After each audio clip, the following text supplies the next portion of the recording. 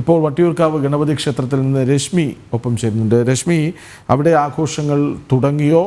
അത് ബാലഗണപതി ക്ഷേത്രമാണോ എന്നൊരു സംശയമുണ്ട്.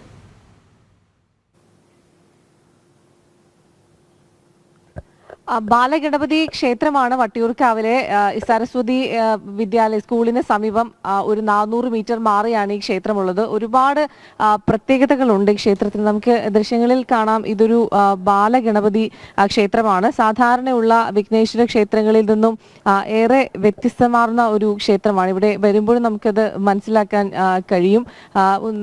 അല്പസമയത്തിനകം തന്നെ ഇവിടെ പ്രത്യേക പൂജകൾ, ഈ ഒരു ദിവസത്തോടനുബന്ധിച്ച് പ്രത്യേക പൂജകൾ ഉൾപ്പെടെ ആരംഭിക്കുന്നുണ്ട്. ഈ ക്ഷേത്രത്തിന്റെ മറ്റ് വിശേഷങ്ങൾ സംബന്ധിച്ച് നമുക്ക് ഇവിടെയുള്ള പൂജാരിയോട് തന്നെ ചോദിക്കാം. എന്തൊക്കെയാണ് ഈ ക്ഷേത്രത്തിന്റെ ഒരു പ്രത്യേകതകൾ?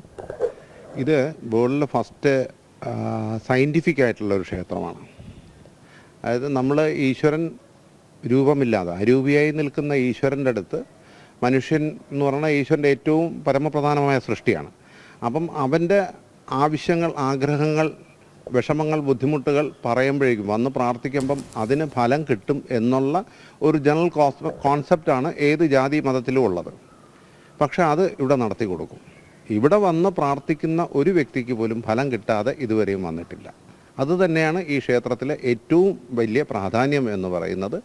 പക്ഷേ ട്രഡീഷണൽ ആയിട്ടുള്ള വിനായക ചതുർത്ഥി പോലുള്ള ആഘോഷങ്ങൾ കൃത്യമായി ഇവിടെ നടത്തുന്നുണ്ട്. ഇപ്പം ഒരു 1.5 മണിക്കൂറിനുള്ളിൽ ഇലയുടെ പൊങ്കാല നടത്തുന്നുണ്ട്. അത് കഴിഞ്ഞ് വൈകുന്നേരവും ആൾക്കാർക്ക് ദർശനമുണ്ട്.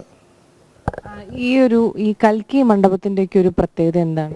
അതായത് ഇവിടെ ഗണപതി ഭഗവാൻ കൽക്കി അവതാരത്തിൽ വന്നിരിക്കുകയാണ്. അപ്പം ഇതിന് CSSR എന്ന് പറയും, centre for scientific and spiritual radiance എന്ന് പറഞ്ഞിട്ടുള്ള ഒരു ഹാളാണിത്.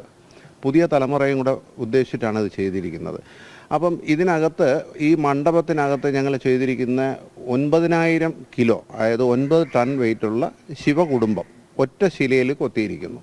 അതിൽ ശിവഭഗവാന്റെ നെറ്റിത്തടത്തിൽ സാധാരണ ഒരു തൃക്കണ്ണാണ് ഇതുവരെയുള്ള. ആ തൃക്കണ്ണ് മാറ്റി ഞങ്ങളുടെ കർമ്മത്തിൻ്റെ ഭാഗമായിട്ട് ദേവീ സ്വരൂപം കൊണ്ടുവന്നിട്ടുണ്ട്. അത് നിങ്ങൾക്ക് അവിടെ പോയി പിന്നെ ഷൂട്ട് ചെയ്യണമെങ്കിൽ കാണാൻ പറ്റും. അതിനോടടുത്ത് തന്നെ ഒരു മനുഷ്യ ജന്മം എന്ന് പറയുന്നത് നമുക്ക് 120 വർഷമാണ് പറയുന്നത്. അപ്പം അതിൽ 9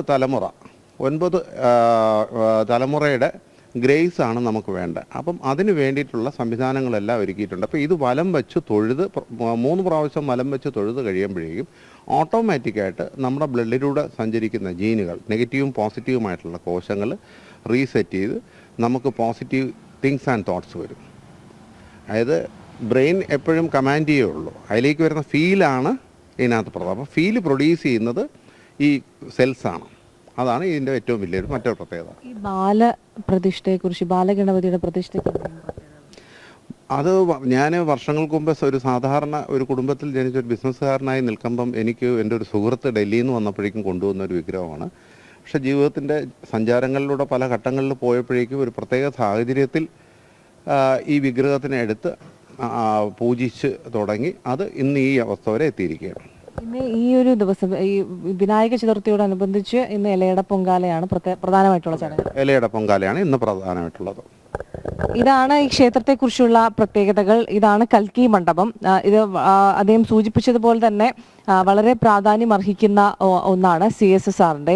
ഇത് പ്രദക്ഷിണം വെക്കുകയാണെങ്കിൽ വളരെ പോസിറ്റീവായിട്ടുള്ള തോട്ട്സ് ലഭിക്കുമെന്നുള്ളതാണ് അദ്ദേഹം പറയുന്നത്. വളരെ വേറിട്ടൊരു പ്രതിഷ്ഠയാണ്. മറ്റ് ക്ഷേത്രങ്ങളിലൊക്കെ കാണുന്നതിൽ നിന്നും വ്യത്യസ്തമായൊരു ഒരു ഫീൽ നമുക്കിവിടെ ഈ ഒരു ക്ഷേത്രത്തിലേക്ക് വരുന്ന സമയത്ത് വളരെ ഒരു സമാധാനം, അല്ലെങ്കിൽ അത്തരത്തിലുള്ള ഒരു വേറിട്ടൊരു ഫീലാണ് നമുക്ക് ലഭിക്കുന്നത്. ഈ ഒരു പ്രത്യേകത നമുക്ക് ഈ ദൃശ്യങ്ങളിൽ നിന്ന് കാണാൻ കഴിയും.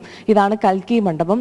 മഹാദേവനും പാർവതി ദേവിയും ഗണപതി ഭഗവാനും മുരുകനും ആ ഒരു വളരെ മനോഹരമായിട്ടുള്ള ഒരു കൽക്കി മണ്ഡപമാണിത്. ഈ കൽക്കി മണ്ഡപത്തിന് 3 തവണ പ്രദക്ഷിണം വെച്ച് ഈ മണ്ഡപത്തിൽ കുറച്ചു നേരം ധ്യാനത്തിൽ ഇരിക്കുകയാണെങ്കിൽ നമുക്ക് വളരെ പോസിറ്റീവായിട്ടുള്ള തോട്ട്സ്, നമ്മൾ വളരെ സ്ട്രെസ് മൈൻഡോട്ട് കൂടെ ഒക്കെ ഈ ഒരു ക്ഷേത്രത്തിലേക്ക് വരികയാണെങ്കിൽ അതിൽ നിന്നൊക്കെ മുക്തി നേടി വളരെ സമാധാനത്തോടു കൂടി നമുക്ക് വളരെ നല്ല ചിന്തകൾ, പോസിറ്റീവായിട്ടുള്ള തോട്ട്സ് ലഭിക്കും എന്നുള്ളതാണ് ഒരു പ്രത്യേകത. മാത്രമല്ല ഒരു പ്രാർത്ഥന, പ്രത്യേക പ്രാർത്ഥനയും പ്രാർത്ഥനയും ഇവിടെ എഴുതി വെച്ചിട്ടുണ്ട്. സർവ്വ ആരോഗ്യത്തോടും സർവ്വ ഐശ്വര്യത്തോടും കൂടി ശരിയായ രീതിയിൽ എൻ്റെ കർമ്മം പൂർത്തീകരിക്കാൻ എൻ്റെ 7 തലമുറക്കാരുടെ അനുഗ്രഹം ഉണ്ടാകണേ. ഈ ഒരു പ്രത്യേക പ്രാർത്ഥനയുണ്ട്. ഈ പ്രാർത്ഥന ചൊല്ലിയതിനു ശേഷം ഈ കൽക്കി മണ്ഡപത്തിന് 3 തവണ പ്രദക്ഷിണം വെക്കണം എന്നുള്ളതാണ്. വളരെ ഈ ഒരു ക്ഷേത്രത്തിലേക്ക് വരുമ്പോൾ തന്നെ അത് എങ്ങനെയാണ് അതിൻ്റെ ഫീൽ എന്ന് നമുക്ക് പറഞ്ഞറിയിക്കാൻ കഴിയില്ല. കാരണം അത്രത്തോളം വളരെ സമാധാനമാണ്, വളരെ സമാധാനം കിട്ടുന്ന ആ ഒരു അന്തരീക്ഷമാണ് ഈ ക്ഷേത്രത്തിൽ. ഇത് വട്ടിയൂർക്കാവ് ജംഗ്ഷനിൽ നിന്നും ഒരു 400 മീറ്റർ മാറിയാണ് ഈ ക്ഷേത്രം ഉള്ളത്. ഇന്ന് വിനായക ചതുർത്ഥിയോടനുബന്ധിച്ചും പ്രത്യേക പൂജകളൊക്കെയുണ്ട്. ഇലയട പൊങ്കാലയാണ് ഏറ്റവും പ്രധാനപ്പെട്ട ഇന്നത്തെ ഒരു ചടങ്ങ്. അത് 1 മണിക്കൂറിന് ശേഷം ആരംഭിക്കും. അതിനുശേഷം വൈകുന്നേരത്തും പ്രത്യേക പൂജകൾ ഉൾപ്പെടെ ഈ ക്ഷേത്രത്തിൽ വിനായക ചതുർത്ഥിയുടെ ഭാഗമായി നടത്തുന്നുണ്ട്.